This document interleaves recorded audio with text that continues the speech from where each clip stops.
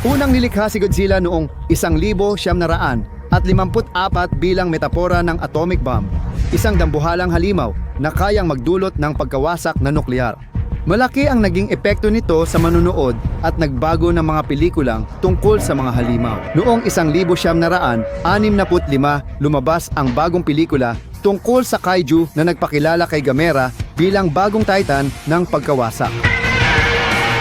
Nagsimula siya bilang isang halimaw ng kaguluhan, ngunit kalaunan ay naging tagapagtanggol ng daigdig at tagapagligtas ng mga bata. Nagbago ang mga titan sa bawat panahon, mula tagapagdala ng pagkawasak, naging tagapagligtas ng planeta at kalaunan antibida. Parang magkakapatid, magkasama sila sa kasaysayan at parehong nagkaroon ng maraming tagahanga. Hindi na nakapagtataka na gustong makita ng fans na maglaban ang dalawang halimaw na ito. Sa kabila ng maraming pagsubok na imungkahi ang pelikulang Godzilla vs. Gamera, hindi ito natuloy. Pero nanatili pa rin ang tunggalian sa isipan ng mga tagahanga sa loob ng dekada. Maraming fan film, likhang sining at peking poster ang nagpakita kung ano ang itsura ng ganitong labanan. Isa ito sa mga paano kong nalabanan na sikat sa kaiju fandom gaya ng Godzilla vs. Kong.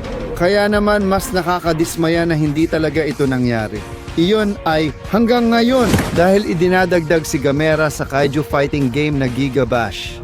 Ibig sabihin, pwede nang magharap ang dalawang halimaw para malaman kung sino ang mananalo. Ako ang inyong host Alistair at welcome sa Dangerville. Bago tayo lumalim pa sa balita, siguraduhin mag-subscribe at tapakan ang notification button dahil sa bagong Monarch trailer, mas marami pang monster content ang darating. Ang Giga Bash ng Passion Republic Games mula Malaysia ay inilabas noong 2022 na may iba't ibang orihinal na halimaw. Sobrang saya talaga nito. Marami akong masayang gabi na nilaro ito kasama ang mga kaibigan ko. Ang team sa Passion Republic Games ay malalaking tagahanga talaga ng kaiju at kitang-kita ito sa disenyo ng laro. Mula sa mga gusali, pagkasira, pisika hanggang sa kung paano kakaiba ang bawat halimaw, isa itong liham ng pagmamahal para sa genre. Nakuha nila ang tamang balanse ng pagiging nakakatawa at sobra-sobra habang binibigyan pa rin ng tunay na respeto ang mga titan na ito. Mula pa simula, palagi kong sinasabi na perpektong plataforma ito para sa mga klasikong halimaw ni Godzilla bilang downloadable content at dumating na iyon noong Disyembre 2022 kasabay ng Godzilla Downloadable Content Pack. Idinagdag sina Gigon, Destroyer, Kiryu at syempre si G-Man. Ibig sabihin, pwede na ulit tayong maglaro bilang hari ng mga halimaw sa isang laro mula 2014. Sing epiko ito ng inaasahan natin. Mas maraming klasikong kaiju ang darating sa Nemesis Pack kasama sina Ghidorah at Hedorah at magkakaroon pa ng unang crossover ang laro kasama si Ultraman.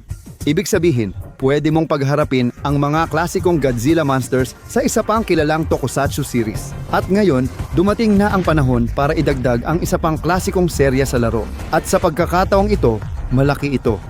Siyempre, ang tinutukoy ko ay si Gamera. Particular na ang version mula sa Gamera Rebirth, na isa talaga sa mga paborito ko para sa mga hindi nakakaalala ng Gamera Rebirth. Inilabas sa Netflix noong 2023, ito ay modernong anime reboot ng klasikong kaiju hero na muling nagpakilala kay Higanting Pagong sa bagong henerasyon. Naganap noong huling bahagi ng 1980 at 80 sinusundan ng kwento ang isang grupo ng mga bata na biglang nasangkot sa gitna ng pagsalakay ng mga halimaw nang magsimulang lumitaw ang malalaking nilalang sa iba't ibang panig ng mundo. Sa gitna ng kaguluhan, lumitaw si Gamera, misteryosong higanting pagong na tila huling depensa ng sangkatauhan.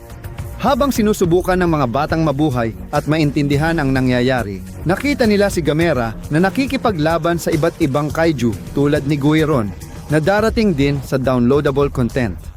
Kaya meron tayong bagong trailer na nagpapakita ng bagong downloadable content na mabilis naming ipapaliwanag para sa inyo dito. Unti-unting lumilitaw ang trailer sa eksena ng mga nangyari matapos ang isang napakalaking labanan. Sa gitna ng guho, nakahandusay ang katawan ni Ziva Kaiju mula Hollowworth sa Giga Bash. Pagkatapos, biglang winasak ng matalim na bagay ang kumikislap nitong ulo. Siyempre walang iba kundi ang talim ni Giron iyon na naglabas ng isang malalim na ungol. Pagkatapos, lumipat siya sa gameplay at nakita natin ang mga galaw nito. Pumapalo siya sa matinding bilis, nagpapakawala ng mga iconic na ninja stars at ginagawa pa ang mga exaggerated na flip na nakita natin sa anime. Iwinawasiwas ang kanyang talim para magdulot ng matinding pagkawasak. Nagulat talaga ako sa katumpak ng palabas. Masaya ako doon. Biglang may lumitaw na fireball, kaya umatras si Giron at nag-backflip palayo sa peligro. Dumarating na walang iba kundi ang tagapangalaga ng universo, si Gamera. At sa gameplay, makikita natin ang ilan sa mga galaw niya, kabilang na ang magma blast niya, na kaya niyang gawin kahit lumilipad, pati na rin ang plasma roller niya, kung saan umiikot siya ng sobrang bilis na nakakabuo ng isang sphere ng plasma energy at isang uri ng finishing explosion para magkaroon ng distansya sa pagitan mo at ng mga kalaban mo. Makakakita tayo ng cinematic ng laban ng dalawa. Sinaksak ni Gamera at tumalon si Giron palayo bago niya pinaputok ang mga shuriken niya diretso kay Gamera na nagpapakita kung gaano sila kaiba sa isa't isa. Si Gamera ay mas nakatuon sa lakas at brute force, habang si Giron naman ay mas mabilis, maliksi at may mas malawak na abot. Nag-charge si Gamera ng kanyang magma blast at pinaputok ito papunta sa mga manonood na malamang ay natusta na. Pasensya na mga pare, hindi ko inakala na mangyayari yon. Tapos, eto na, ang petsa ng paglabas ay Nobyembre 20, 2025 kaya hindi na mahaba ang paghihintay. Sa likod, makikita nyo ang gameplay na ako mismo nag-record mula sa Gamera downloadable content at kung gaano ito kasaya ngayon. Matagal na akong tagahanga ni Gamera mula nang mapanood ko ang mga Heisei na pelikula. Kaya malaking bagay ito at matagal ko na ring pinangarap. Si Godzilla laban kay Gamera. Ito ang mga bagay na pinapangarap ng mga tagahanga. At higit sa lahat, ito ang pagkabuhay. Si Gamera, na sa aking palagay ay isa sa pinakamagagandang bersyon ng tagapangalaga ng universo. Pareho sa disenyo at pananaw ng karakter.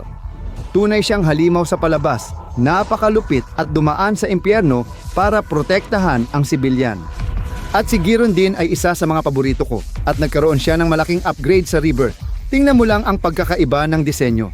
Grabe ang pagbabago niya. Ginagawa lahat ng sipa at flip niya at talagang nagdudulot ng matinding pinsala gamit ang higanting talim at ninja stars niya laban sa paborito nating higanting pagong.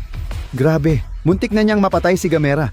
Kahit alam nating paano natapos ang laban, sana magawa mo rin ang fatality na to sa Gigabash. Pero dahil family-friendly ang laro na yon, malamang hindi talaga. Sa totoo lang, sana hindi dito magtapos ang Gigabash. Isipin mo kung ito lang ang simula para mas marami pang classic na mga halimaw ni Gamera tulad ng Legion Virus o ang paborito ko, si Iris, na sumali rin sa susunod. Baka sa wakas ay makita natin ang opisyal na crossover campaign sa laro ni na Godzilla at Gamera. Parang unti-unti nang nagiging Ultimate Kaiju Playground ang Gigabash na talagang nakatakda para dito at yan ang matagal nang hinihintay ng mga fans na katulad natin. Kaya siguraduhin ninyong suportahan ito dahil sa ngayon, ito lang ang Kaiju game na meron tayo. Kaya siguradong astig at kapaki-pakinabang ang mga future DLCs para sa lahat. Ang downloadable content ay ilalabas sa Steam Epic Game Store, PlayStation 4, PlayStation 5, Xbox Switch at sa isang tinatawag na stove na hindi ko pa talaga naririnig. Lahat ito sa Noven 20. Kaya kung matagal ka nang hindi naglalaro ng Gigabash, ngayon na ang tamang panahon para bumalik at sa wakas ay muling likhain ang laban ng Godzilla versus Gamera. Matagal nang hinihintay ng fans na makita ito. Anong halimaw na karakter ang nais mong idagdag sa Gigabash sa hinaharap? Mag-comment sa ibaba. Huwag kalimutang mag-subscribe at itap ang notification button. Para maging residente ng Dangerville ngayon, ako si Alistair at magkikita tayo, mga residente, sa larangan ng labanan.